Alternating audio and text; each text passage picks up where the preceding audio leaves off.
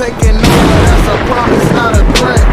Uppercut, season off top, you stop breathing. Yeah, what's good, y'all? Welcome to another episode of Real Talk, where, as always, if shit's real, we talk about it. I'm your host for tonight, Pat Scorpio, the New England representative, and as always, I got my man with me. I'm gonna let him introduce himself. Yo, what it do, man? Shuttleworth the guy, go artist, El Capitan. I mean, world is up. You know what it do, man? RingGangRadio.com in the building. Let's get it. Yes, sir. Ring Gang in the house forever and always. And as always, I got my other man with me. I'm gonna let him introduce himself.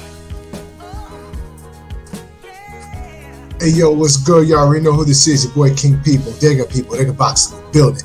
Ring Gang Radio all day. Let's go. Taylor, you are banned from the bodega, and all your Scottish allies. Y'all can go. So that's all I got to say about that. Take your red hot chili pipers and get the fuck out of here. You know what I'm saying, though? Yeah, I don't know what the fuck. Yeah, and all those bagpipes, those bagpipes, like literally when Taylor entered and all those bagpipes were playing, I like covered my ears. Like that was like horrible, like nails on a chalkboard. I don't know how people how they can take that. Yeah, I mean, he was trying to be the natural heel. Like, you know, he knew. I mean, they're both heels, but you know, I think he was really trying to make people hate his ass. You know, and you know, it kind of backfired a little bit. But yeah, he get away with that bagpipe shit when you're winning. They were cheering. It didn't seem like they were cheering. I heard some boos on the TV. When he came out, there was a lot of cheers. But you were there. But I feel like when Tail came out, there was a lot of like heel heat. But maybe it didn't appear. It might have not appeared on screen on TV, but like in the stadium, I heard a lot of cheers. He got a lot of reception though, right? Probably got like a real loud pop. He would get one there. But then also, yeah, I got my other man with me. I'm gonna let him introduce himself. It was fly. It's your boy Conscious Pilot, the West Coast Avenger, number 1 contender preparing for liftoff. Destination Arena Radio. It's fly. Let's get it. Yes, sir. You know, Conscious Pilot. Back from eating rice with a spoon. Can you dig it? And chicken. Don't forget the pollo. And the pollo too. And last but certainly not least, I got my other man with me. I'm gonna let him introduce himself. Yo, what's good? You already know who the fuck it is. Your boy Rome Top 5. Chicago's own in the building, nigga. Stand up. We here. Yes, sir. Ring Gang, nigga. Yes, sir. Rome Top 5, aka Chicago, because he leaves these niggas in the breeze. Can you dig it?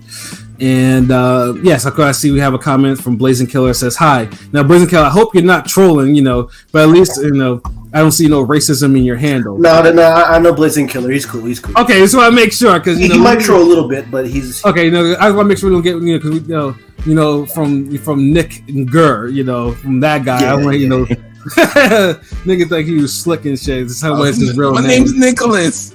That's like Nick, Steve Kerr's son is named Nick. You know that, right? Steve Kerr.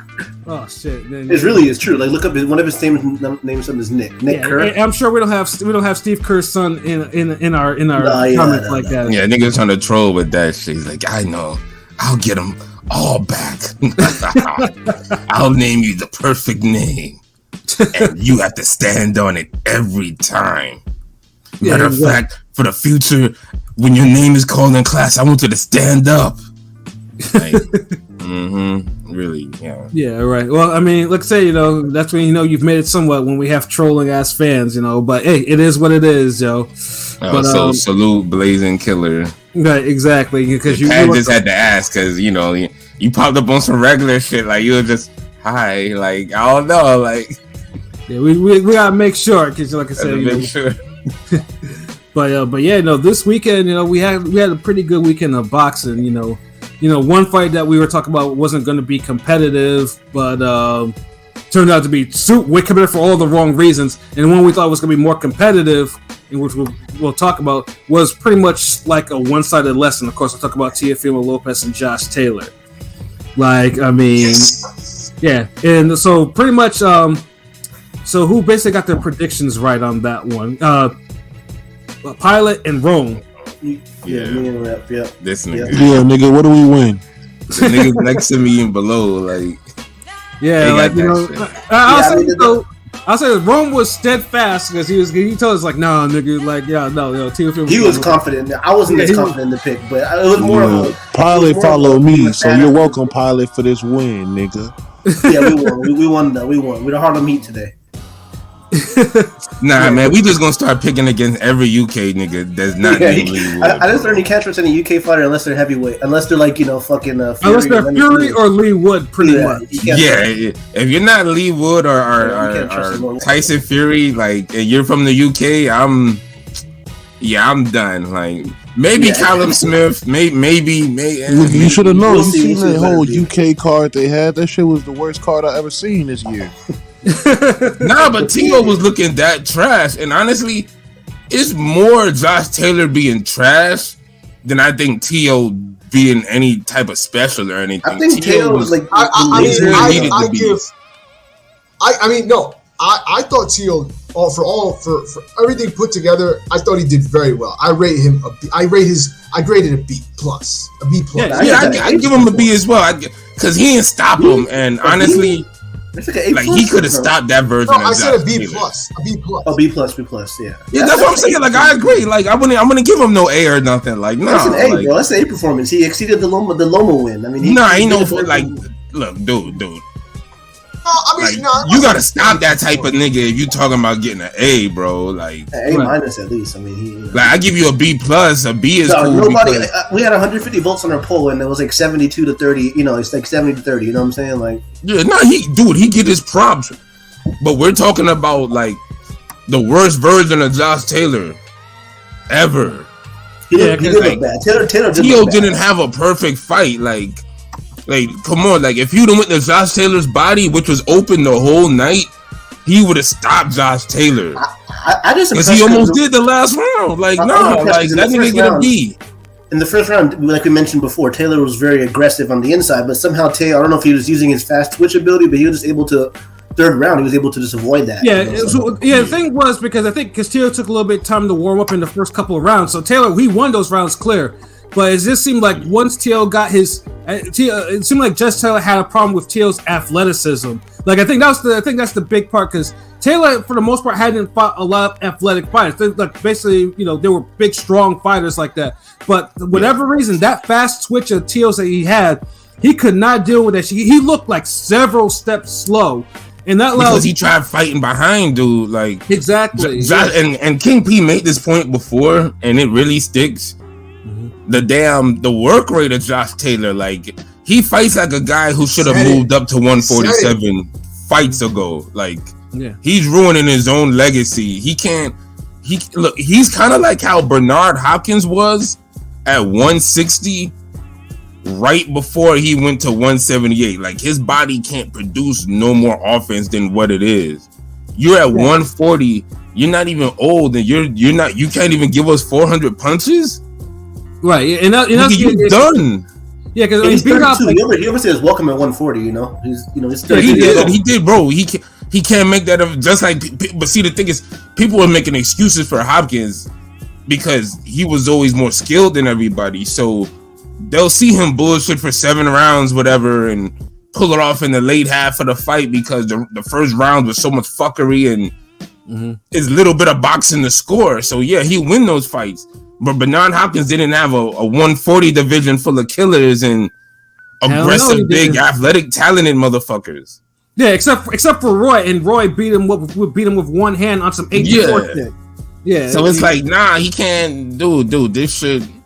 Like Josh Taylor, this is the thing. Like Tio looked good. He did his thing. But Tio should have. I keep it real. Like just like Andre Ward should have stopped that version of Alan Green, Tio should have stopped this version of Taylor. Yeah. So I can't give him no A, but I give him a B plus. He did good. He looked better than what I thought he was capable of, and he showed out a little. Like he made Taylor look bad. Yeah, I mean. Bad. Taylor was actually, it got so bad. Tio was actually pot shotting, he was landing right hand leads or leaping left hooks, leaping left, right. He's catching this motherfucker real clean. And I guess that's like the old school Tio from back in the Admies, they say. And I'm like, he didn't have nothing going against him. Like Josh Taylor was fighting like Danny Garcia light.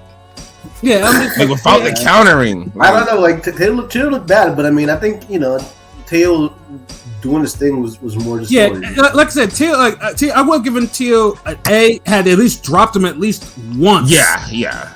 Because he basically he was hitting him at will, but the fact that he couldn't drop him like that, and I was just like, I can't. Yeah, B+ is cool. Like, I mean, that's the highest I'll go because, like I said, because he beat him clear. Like, it wasn't, it wasn't like it was no. Because even Catterall dropped him. Yeah, exactly. And I feel like Catterall was kind of hurting him more punch for punch. Mm-hmm. Like that left was like really had Taylor like weaving and shit, like reeling. Yeah, actually, Teo was definitely hurting him though. I mean, actually, I guess we gotta add Catterall to the list of UK fighters that you can actually try to bet on. Yeah, him. Yeah. Okay. Yeah. That's yeah. So we're all right. We got Tyson Fury, Lee Wood, and Catterall. Yeah. Like I'm good on every other UK fighter right now.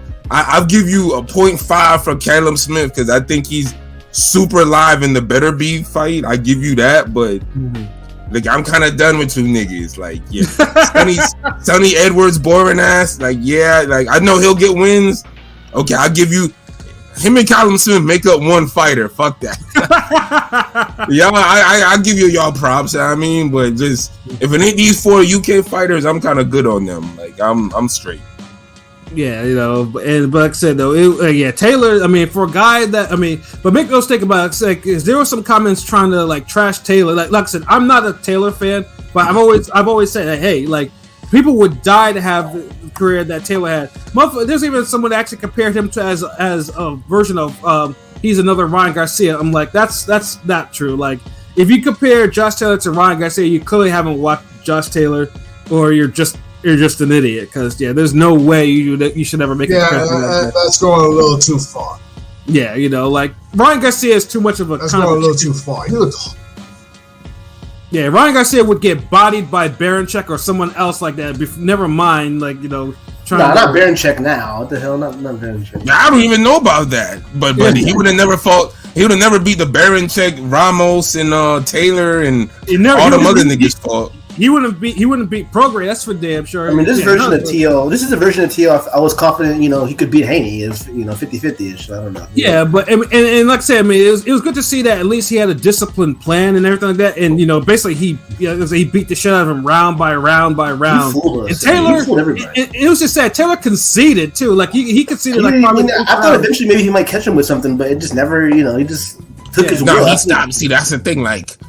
And I feel like it's the cardio, it's the stamina. Like his body can't give no more. See, at least against Catterall, he tried to make it rough in the late rounds. He kind of pushed the offense. Oh, he was dirty as shit in this fight too. Yeah, he was. But you notice that shit came like by the time it got to the 7th round, all that shit was done. See, because you could make the fucking statement that by the time it got to the 7th round, it was an even fight.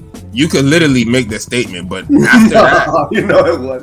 What? No, I'm saying like the fight was competitive. It was close enough where you could give fucking Taylor some swing rounds. Okay, like I said, you can't give Taylor more than 3 rounds. You're right. I had like 4-2 Teo, maybe 3-3. So you're right. It's kind of. That's what I'm saying. We're talking about the 7th round. But after the 7th round, it was over from there. Like you couldn't give Taylor nothing. Right. You couldn't give him. I mean, you might be able to give him like one of the later rounds, but I mean, at most it was 9. Nah, you can't. What later round? That's what I'm saying. Imagine that round 14, nigga. The judges had it 115. Hold on, the judges had a 115, 113 times 2. You know what I'm saying? Yeah, they were smoking. Dude, but look, the motherfucking judges had it just as bad against Taylor fucking Ramirez. But everyone keeps forgetting that. And remember, Ramirez was dropped twice, and they had that fucking score by like 2 points. Yeah, that's worse than the Teofimo Taylor score. Yeah, you didn't have no knockouts, no knockdowns, and none of that shit. Yeah, because Taylor beat the shit out of Ramirez. It was like those 2 knockdowns should have never gave him the fight. Like like people forget it. That's why I was making the statement that Josh Taylor fights just always have bad scoring, whether he wins or lose. Yeah, those were horrible If he wins, it's bad scoring. If he loses, it's bad scoring. It doesn't matter. Like he just gets his fights just bring up bad scoring. Because I legitimately couldn't find more than 3 rounds to give him, and that's just yeah, easily. Like there's no, and that's what I'm saying. Like there's no way you could give Josh Taylor a round after the fucking 7th round or 6th round. Like if you give him 3 rounds, it's in the first half of that fight. There's no way. I gave him 1 round, and that was the first round. I gave him 3 rounds. Yeah, I think 9-3. I think 9-3 is 9-3 is a good score. Like, but it can't be more than that. Like, it can't be 8-4. 8-4 is too much. There was no 8-4 in that. There's sure as hell. I think they had 1-8-4 on the card, right? Taylor looked hard, and it's funny because I think people like I never saw so many Josh Taylor so dirty comments like after last night. Like he always been a rough fighter, but he was legit like Josh Warrington it last night. Yeah. No, I know he's always been rough, but like last night was like everybody's like completely. It's just the biggest stage, right? Because it was the big. I mean, because Josh Taylor. He was flagrant with it with the damn Remember, he was going to try to tap gloves, and he threw the hook off. Like, yeah, he threw a hook off that shit. Dirty ass, man. Dirty. Rabbit punches, dirty. No, but we laughed at that. Everybody in the crowd laughed at that. Like, we thought that was hilarious how he did that. But it is dirty. Yeah. But hold on, let me shout out some comments here. Let me see what's good. Yeah, we salute Blazing Killer. Always thought Taylor versus Catterall was a fluke, but after last night, I guess it wasn't. Yeah, I know, right? Like, yeah. Nah, but like, there's certain ass whoopers that just there's no fluke at all. Be like, nah, like Taylor's done at 140. He looked even worse against Teofimo because he had even less to give. So he's done. I can't pick Josh Taylor to beat not a damn person. At 147, like I'm saying, of course, Ennis and Ortiz would clear him, but I don't know about guys like Roca, Crowley, and Barrios might. Nigga, dude, I don't know if Josh Taylor beats fucking Blair Cobb. Exactly. Like I don't know if he beats Blair Cobb. Like seriously. So I'm good on that. I told you we straight. I mean, throw him in the mix, but he's probably foolish. Nah, he ain't even in the mix, bro. You're not even in the mix at your own weight class. Now I'm gonna have you at the mix at 147. Nah, fuck out of here. Salute Henny God, what it do? Yeah, no higher than a B. You know, we'll give him a B plus at that. But yeah, he definitely. Tio should have stopped this nigga. Like, R.I.P. Emmanuel Stewart. We need to see more stoppages at the top level, like old school, nigga. Yeah, exactly.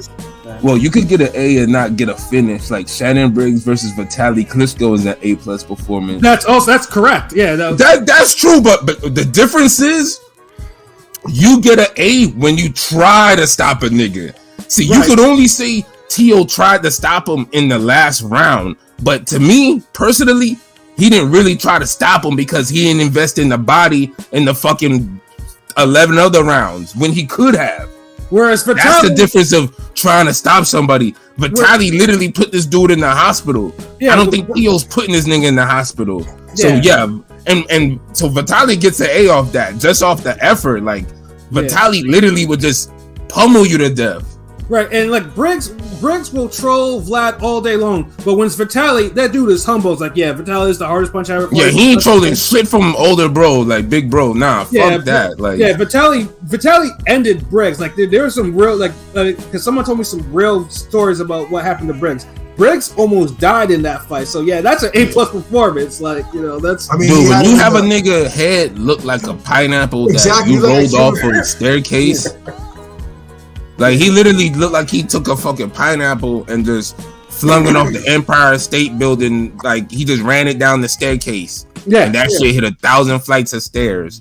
And it's like, boom, this is nigga Briggs. Like, so yeah, that's apples and oranges. Well, I'm just saying, like, Tio has to really, you got to really try to beat a nigga ass to get an A out of me, bro. Like, I don't do this damn easy step first shit. Like, nah, so let me ask you real quick. What is Tio?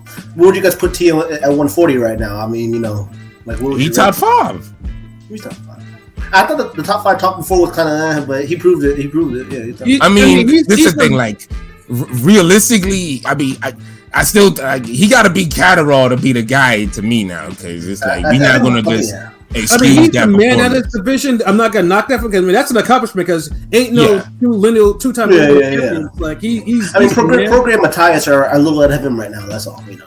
Yeah, like he'd have to beat one or the other. Like a Program Matthias. Is Matthias ahead of him though? Because who is? I mean, I'm a Matthias. Yeah, that's what I'm saying. Like who is Matthias beat to really put ahead of him? His win is kind of his win is little. Yeah. Dude, the only people you can put ahead of him is Progray and fucking That's about it. Honestly, I mean, who else at 140? I'm trying to think. There's everybody. Matthias, there's Zepeda, who's kind of, you know. There's Angry Fist. The great Rolly Romero, you know. But once again, Teo in 3 fights at 140 has a better resume than Angry Fist. Because when does Angry Fist have? I mean, because this is the thing. Teo still lost to Sandor Martin to me, so he's top 5. And he just beat a nigga who really lost his last fight. So I'm not forgetting all that shit. But Teo definitely top 5. Depending on the vision and who you look at, he might be top 3. But I can't put him ahead of Progray. And since Progray has a legit belt, and I don't know who else you could put up there, but it's kind of like Progray's at the top, and just everybody else is just hanging around. Like we need a little more. Yeah, basically, niggas need to differentiate themselves a little bit. Yeah, like say Taylor pretty much cleaned up his version of 140. That's why you could say, okay, that dude was number 1 at 140. And so when Taylor got cleaned up, but these other niggas got to get their cleaning up on. Yeah. The only person who was really trying to clean up from 2 eras was Zepeda and Progray. Yeah. It's a new era because think about it, like. It is, but they intertwined though. There's the guys are right there. But I mean, you gotta clean up both. Teo did his part, but it ain't enough. You got Kenneth Sims. I mean, you got even Brandon Leavitt is kind of a player out there. Maybe there's some certain guys. Yeah, all these niggas is players out here, but you gotta see them fight. Shout out to Swayze for if I'm pronouncing that right. Shout out to Pilot for putting me on. Chris Brad, what it do? Salute. And Blazing. You asked me and I answer you, Blazing. Stop with that. Pilot purposely did not remind me to come to the last few streams. I know, dude. We gotta get that Pilot for that shit. It's spoon and a knife eating ass. Well, yeah, back into clinical depression. Who for Josh Taylor? Yeah. Yeah, I ain't gonna lie. That type of beating will give you depression. Like, when fucking there was a move that Taylor had, he did some shit and Taylor had missed, and then it's like he reset and he just dropped both his hands on some like, damn, this is a long ass night. Like, wow. Yeah. He's kind of done, but. He fucked up staying at 140 too long. Like he overstayed his welcome. Yeah, I mean, the Catterall fights. You should have fucking you literally got by on the skin of your teeth with that.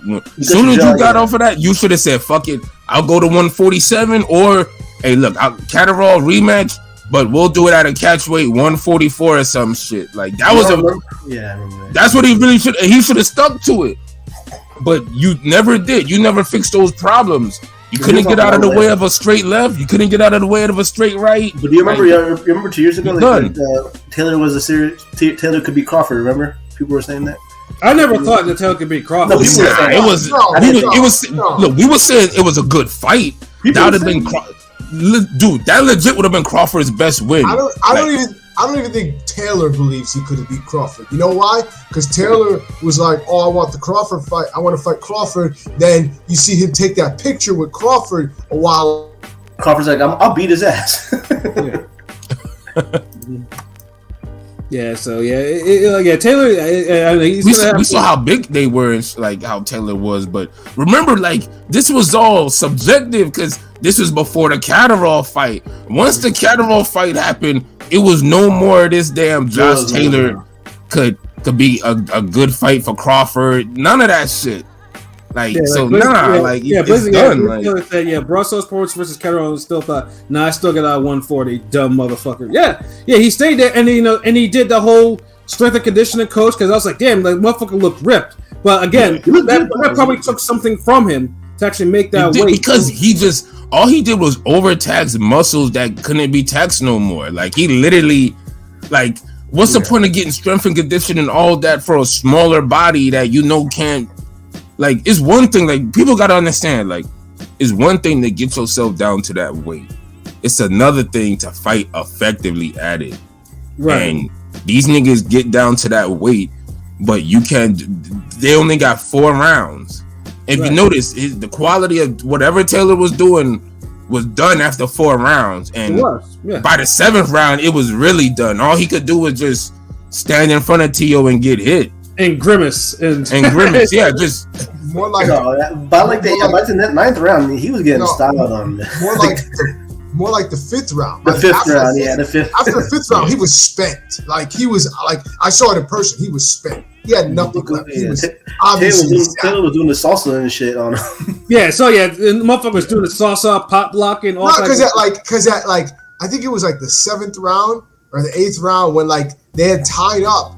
And, like, when the ref had separated them, Taylor put his arms up. Like, dude obviously looked like he was just exhausted. Because he saw Tio put him up, so Taylor was like, I'll do the same thing. I'll get my Mikey Garcia on. And yeah, exactly. And no, bro, like, put your fucking hands down. You getting your ass whooped. Like, yeah, so everybody, I mean, with Tio, I mean, like I said, I was wrong. I mean, I thought this motherfucker would be on Hinge, but then, like I said, Tio has to be... Nah, he could still be a fucking head case with that performance. Nigga ain't apologizing to no black fighters. He still fuck Tio. He's still racist. He's still losing his mind. But in the boxing sense, he's vindicated. In the boxing sense. I ain't even know about all that, nigga. Like, this ain't enough. Nah, fuck that. Like, it's a good win.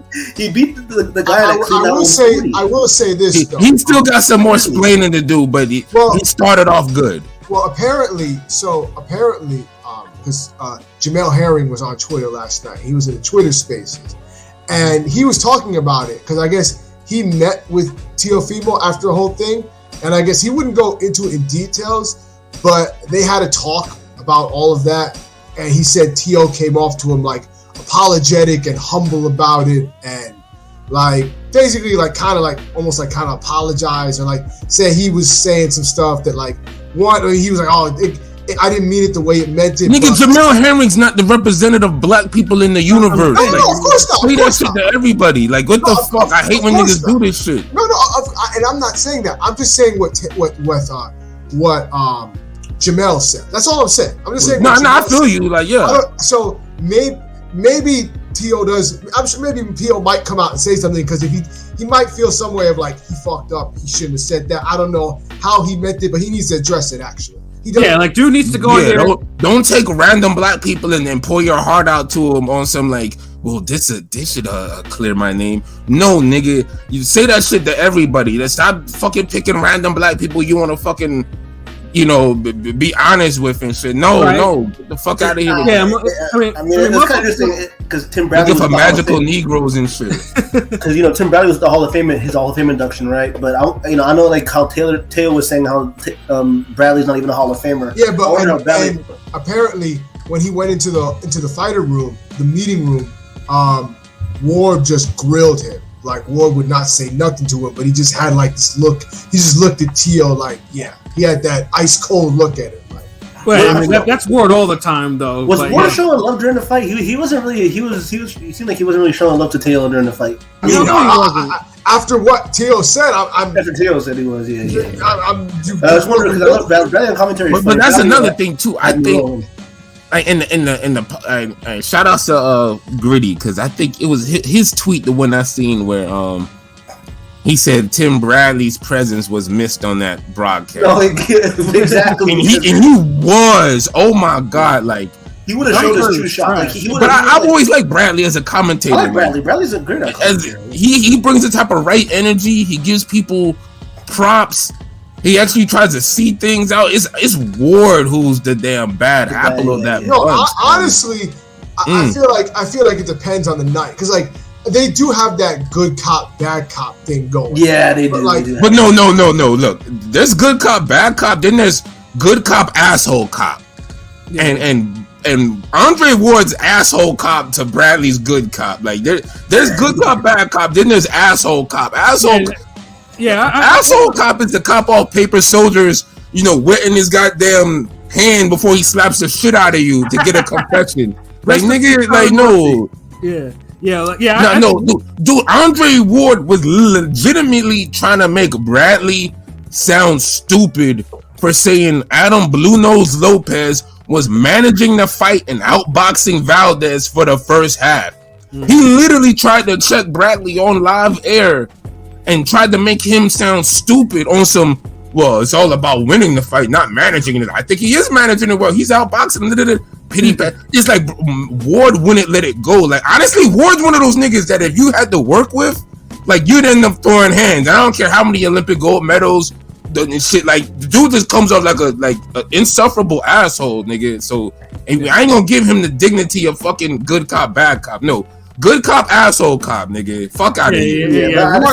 Ward was sounding like he couldn't care less about what the fuck was going on. Yeah, like, dude, and you're not being professional at that point. Like, why the fuck are you even here if you're not commenting? Like, you the same motherfucker was trying to convince us that damn Postol wasn't jabbing the fuck out of Ramirez. Right. Yeah, and Tim Bradley would have shown his he would have shared it with the way how shocked he was, like how most people were watching that, dude, like even he got shot on by Teal, like he would have at least been like, this was a great performance, even Tim Bradley. Yeah, even if you dude hating on you, and yes, T.O.'s hating on Bradley, yes, we get it, that's why he need to damn apologize or all of that, just and stop looking for magical Negroes to confide in. But yeah, I know. I'm just saying, like, because Max Kellerman not saving the broadcast. You know what I'm saying?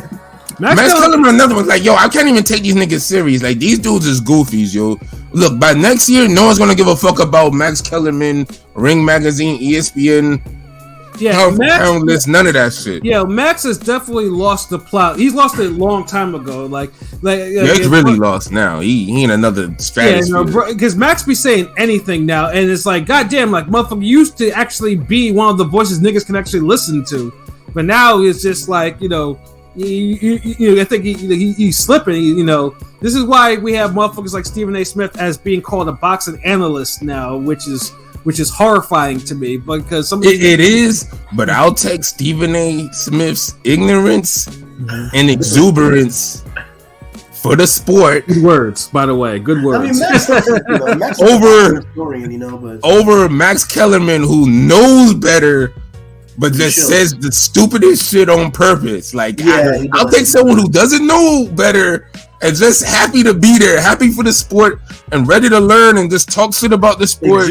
Exuberant, yeah. I'll take the ignorance and exuberance over the fucking personification of the shillingness. Yeah. In this case, I don't even know what the fuck he's even shilling for. Like, Max is like, Max can't even shill right anymore. Shit must have rolled off because he's been on the few last broadcasts. Yeah, he lost it completely. Like the whole. Like he's giving Predator in a Jaws movie plot. Let's change the scoring system to half point system. Because Loma lost. Oh my goodness. I tell this nigga to get the fuck out of here. Out of all the losses in close fights we done had, this is the one that just does it for dude. Like Like I said, the same guy who was just saying, well, you know what? Golovkin's just not that good. Like, I'm sorry. Like, yeah. We all know he should have beat Canelo, but fuck that. He's not that good anyway. Honestly, we was wrong, nigga. Like, that guy turned into, you know what? Fuck it. We need to give niggas half-point rounds because Lomachenko should have won. Like, nah, bro. Honestly, bring back Teddy Atlas and Joe Tessitore as a straight man. Like, honestly, no, Teddy Atlas, he's too far gone now. Teddy went to the side of spirits. He's become an emanation. Over. Teddy's not even alive no more. He's in the spirit world with his boxing takes. Like he's become a UFC guy. It's kind of sad. Yeah, dude. That's what I'm saying. He's in another world. Like me and King P got to go on a Yu Yu Hakusho adventure and bring this nigga back. Like this nigga done. Like he like Teddy Atlas. He's over there where Max is, literally. But in this case, it was because Top Rank forced him because it was Max. They forced him, but no one's forcing him now to say all the stupid shit he says now. So that's why I can't give Teddy a pass. If Teddy had integrity and was like, "Look, that's them niggas fucked me over, but I still love this sport that put me on." Yes, cool. I'll rock with you, but you're being vindictive. You're being a cracker. You're being a cracker right now. Because when I say a cracker, because it's usually the most racist white people who just do spiteful shit to ruin everything because they didn't get their way. Yeah, you got fucked over by ESPN. No one's denying that.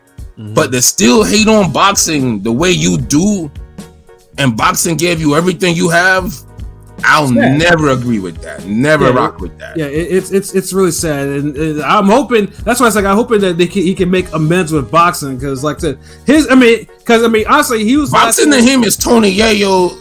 Is what 50 Cent is to Tony Yayo, like chill, like that's what I'm saying. Like if a nigga like Tony Yayo could, after all the shit 50 done did, at the end of the day, Tony Yayo still like, look, the man changed my life. I can't ever say anything against that. Like we might disagree, and that's how I look at it for Teddy. Like boxing changed your life. Word. You always got a bullshit story to tell about Mike Tyson, nigga.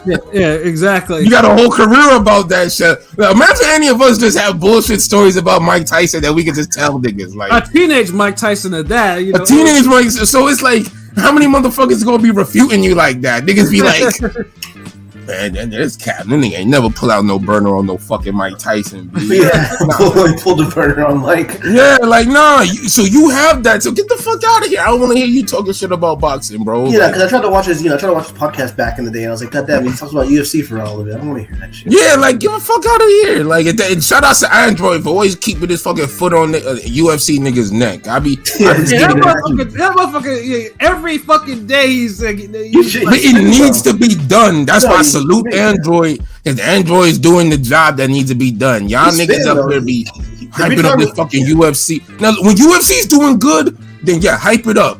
But UFC been having a slow ass fucking year compared to boxing, and these motherfuckers act like UFC is having a 2019 year of boxing, and I'm just UFC's slow right now. I mean, I'm not a huge fan. It is. They ain't got nobody. That's why I'm salute the Android for keeping his foot on these niggas' necks, because let them and Teddy tell it. We got a 2019 year UFC right now. Like, yeah, I mean, I hope that Spence Crawford over because there's UFC on the same night. I better Crawford Spence. Yeah, UFC. I mean, UFC is not like everyone's gonna be watching Spencer Crawford. Like, you know, unless you're like MAGA, pretty much. Like, you know, unless you're MAGA. Yeah, dude, they would have to go in a time machine and create the greatest card on UFC history for niggas to be like, well, you know what, Crawford Spence, this is good, but y'all niggas literally brought Silva and Ken Shamrock and Dan Severn for like a 3-for-all. I mean, my brother. Me and my brother are fighting. My brother's more of an MMA fan than a boxing fan, but he's like, yeah, I'm watching the boxing. Like, fuck you, mean? Yeah. Dude, there's no way UFC competing that night. Like I said, you would have to do some time machine shit to even start the comparison, and that's not happening. Yeah. So. But yeah, Top Rank ain't bringing back no GSP and Ortiz and fuck out of here. Yeah, Top Rank needs to get its commentary together, because it for the fight of this importance, and also too, because funny things too is like before the broadcast, you know, everyone was bashing Teo, but now they were on his dick heavy. Like, why did niggas switched up just like that? Like, I'm just like. And you know I'm not gonna be insufferable because Bob was over there was like, yeah, I know you can do it. And I know he's fucking like, fuck. Now I gotta resign this motherfucker, man. And it's like, Bob always backed the wrong dude. He wanted Ramirez to beat Taylor. He wanted Teo to beat Taylor. Yeah. Y'all damn near robbed Taylor. During the build-up the past couple weeks, I feel like you could feel Top Rank wanted Taylor to win, you know? Yeah, because Teo's been giving him a whole lot. I mean, honestly, he lost his belt off the platform, you know, off his platform. Yeah, he's been giving Top Rank problems. That's the problem. That's the thing. So it's that's like, true. Yeah, I know Bob was like, fuck, you know, like, yeah. But hey, I mean, like I said, Teo did his thing. Like, he proved me wrong. Like, mental. I mean. Well, I mean, I know, you know, he put out, oh, I'm retiring, which is, of course, is like bullshit because he's not retiring. Like, this nigga has problems. He needs. I mean, he can still do the divorce problems, but 25 years old with Josh Taylor and Loma on your resume, you know, that's and you know, knocking out Comey, that, you know, that might be special, man. I know. Well, he's not. No. That's special because special people don't have. He ain't retiring. I mean, the Kambosos loss was bad. Now niggas are like, is Kambosos that good or he lucky? Like, what is it? Like, first of all, I don't believe for a second that T.O. is retiring. He's not going to retire. He can talk all that, but then once his personal life comes in, he gonna be singing. He be like, I have some problems, and boxing can seem to solve them. That's money. I saw on the Reporter podcast, he was talking about money, like he wants 8-9 figures and shit. He's trying to get paid. But nigga, you ain't worth that. Like, what the fuck? You would have got that knockout, maybe. I mean, before Kambosos, he was complaining about. He said he only had like 20,000 in the bank before the Kambosos fight. I'm like, God damn, man! Like you made enough. Like why? So yeah, he's not gonna retire until he's financially set. Like he can talk all that shit he wants. He's not gonna retire. Yeah. And especially he on too good of a note to just retire. Like you can tell like he's one of those niggas. He lives to be on people's good side. Right. So yeah, and now he's on the up. Like he's not gonna like. Mark my words. It's gonna take a minute for him to get his next fight signed. Yeah, exactly. Because I'm the A side. This like he's not. He's gonna be. You might not see another T.O. fight until next year. Facts. Like I'm telling you, it's gonna be. It's like a Tony Harrison thing right now. Like that nigga gonna have that belt and be talking shit as long as he can right now. And he earned it. He can go ahead, but there's that division is 140 you at, bro, and no one's gonna be wasting time. Like niggas gonna be tooling up for your ass. So just keep that in mind, bro. Yeah, he definitely needs to do that, man. So especially to them black fighters, nigga. But one thing I want to say about this card before we go on to Jericho Munguia. Top Rank, this was one of those cards where you had too many fights you made that went to a decision. Like there was way too many of those fights that went to a goddamn decision. Except for the one Dominican that kind of he found a way out. Polanco. He didn't want to fight. I know the crowd was booing his ass because after 2 rounds with Consejo, this motherfucker. Didn't that Robson fight? Was it no contest, right?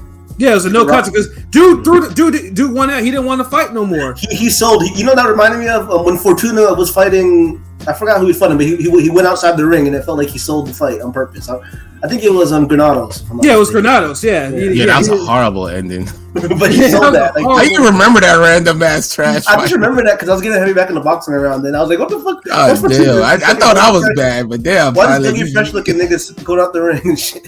Yeah, but yeah, Top Rank. You had too many of those cards, and Xander Zayas needs to probably.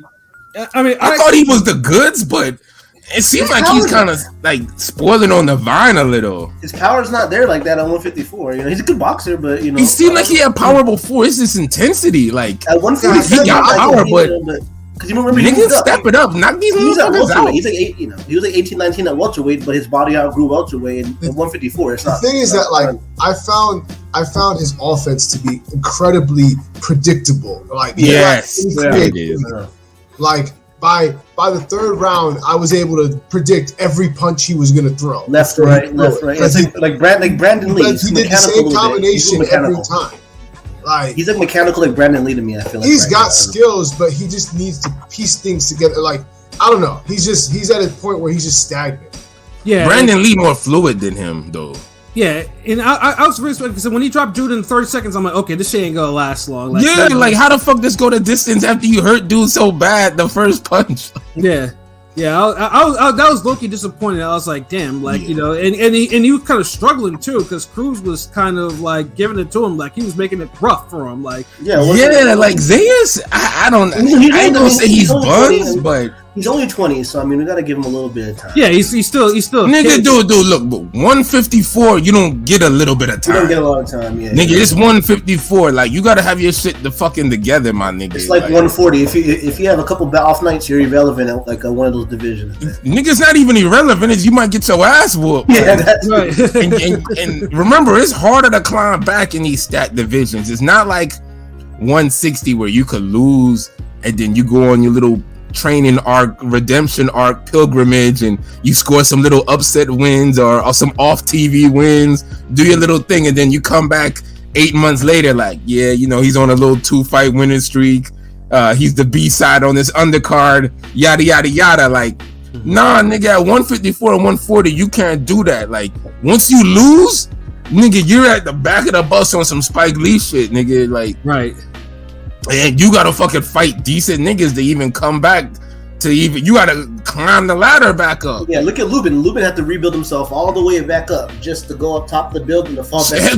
Look at Lubin. I mean, not yeah. You say Lubin. I was gonna say look at Teo. Teo literally just had to fight Ocampo, Sandor Martin. We all fucked out. He lost to that shit or a draw at best. It was close.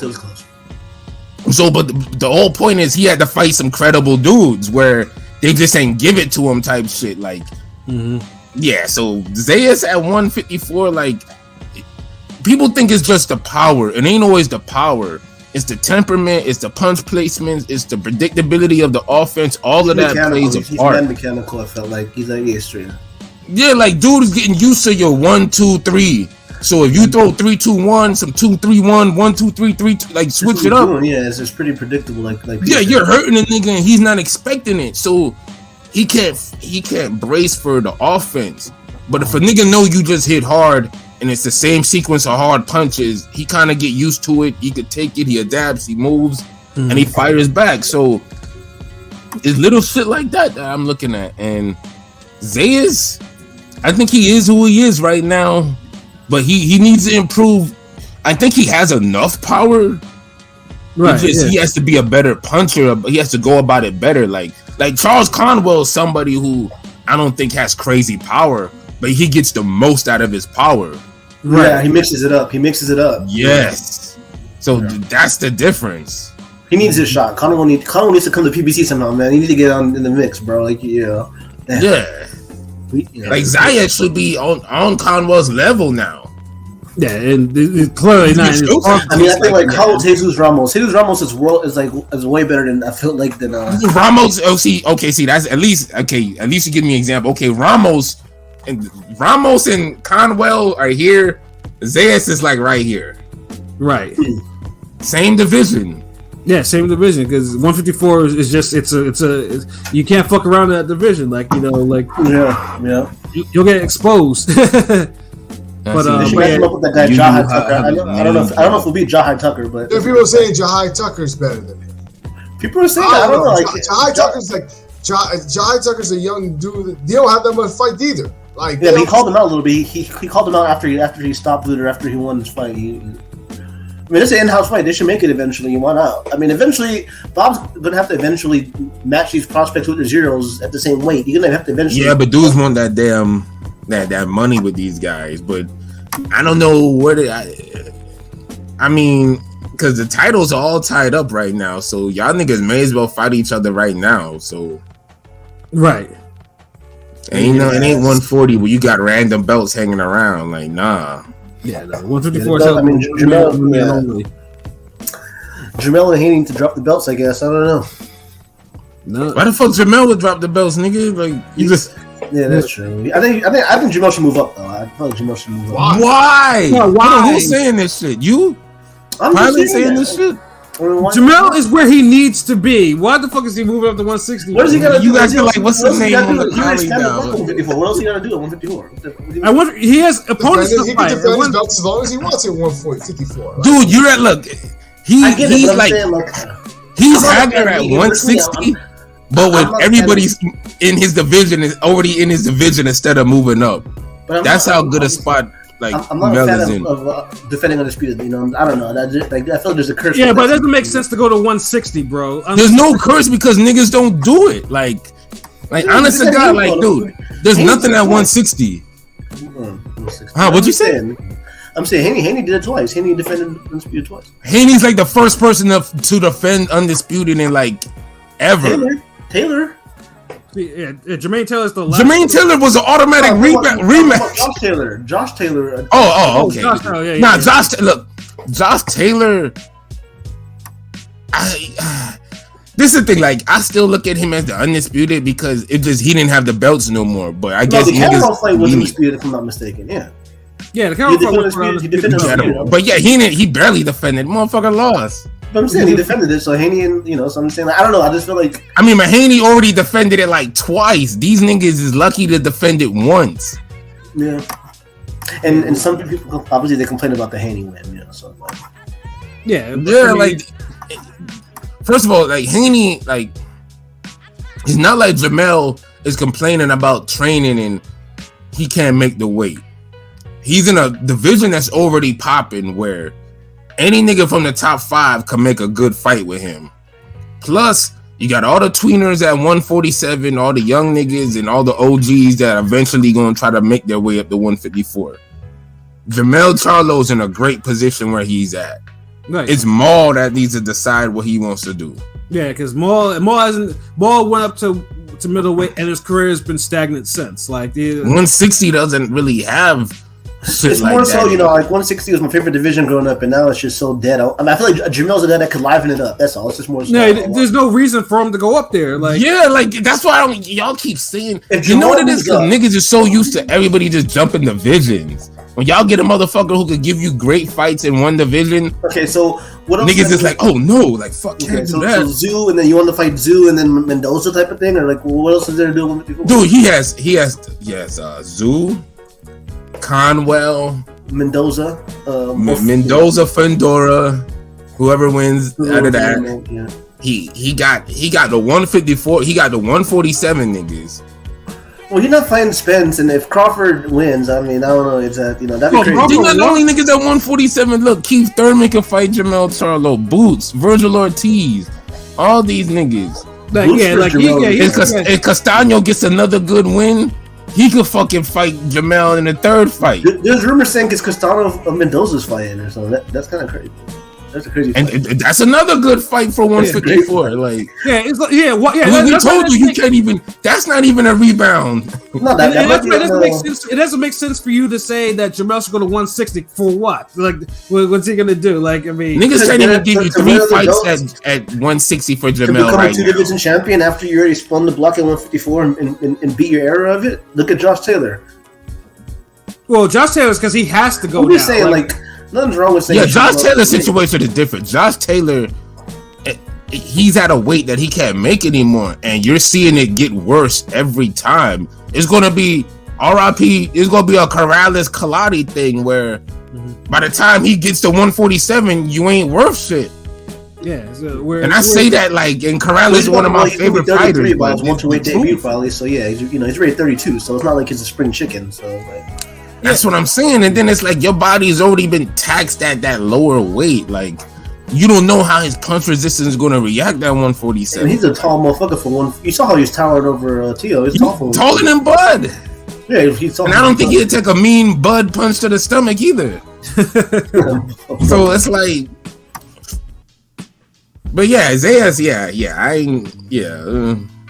mean, shout outs to shout outs to Beth. What it do? Oh yeah, damn. So we done summon Android. I was shouting you out earlier, bro. What it do for keeping your foot on these UFC niggas' necks on Twitter. So yeah, what it do? Checking in, you late? Yeah, it's all good. We done talked about the your man's Teo already. Yeah, you can't flip flop it. Your ass would have had it because you was talking about Teo last week. He was. You would have had it. Oh damn, but it is what it is. You'll get next year. Yeah. He said, wait, someone in the chat has mentioned the UFC during Spence. Look, nigga, see, you gotta understand, we was just joking because we were saying how UFC would have to have a super time machine stacked card to compete with Bud Crawford, and I guess Blazing Killer, I guess it is stacked that day, is insanely stacked, but it ain't time machine stacked, nigga. That's the difference. Like, you can stack a UFC card now and it'll be stacked. But like, you could have the greatest UFC stacked card now. It's not gonna compare to the best stacked card you could give in boxing right now. Mm-hmm. Like I said, you'd have the time machine the UFC niggas to compete because they're void of stars right now. You would literally have to stack a card on some Don King shit, on some fucking we need George St. Pierre, we need Anderson Silva, Tito Ortiz, Severin, Shamrock. You need all those niggas to compare to just saying, you know what? Can we have Crawford, Spence, Cruz, Guybera? Right. Let me see. Fundora versus Tony Harrison type shit. Like, y'all literally Y'all need to have all y'all legends just against the best at 154 and 140 to compete. Yeah. Android. That's the difference. Android said UFC stat card is like having the MMA equivalent of Amir Khan and Kell Brook in 2023. I'm not gonna lie. Thank you. I'm not gonna lie. I watch my fair share of UFC, but like lately, when they say it's stacked, them shits is boring, bro. Them shits is mad boring, man. Like, I think it's like every once in a while, Android. every once in a while, you'll get the fucking, the element of surprise, but it's like, them UFC cards be damn Golden Boy accidental fades. That's what. I'm not exaggerating. These dudes are on the ground for most of the fight. It's like just humping pace. It's boring. It ain't. I mean, dude, the best fucking UFC fights are the ones where these niggas stand up and throw hands. Yeah, when they're boxing. Dude, that Stephen Bonner Forrest Griffin. Yeah. Classic. Most of the best. Dude, niggas legit talked about that shit at work the next day like it was Corrales Castillo. Like legit, I'm talking about niggas who ain't never watched UFC talked about that fight the next day. Like to this day, I can't remember anybody talking about a UFC fight like that the next day, like they did Griffin Bonner. Like nah, yeah, but y'all have some shit that come close, but nah, like we get Griffin Bonner like every other weekend, nigga. Y'all get that once every 5 years.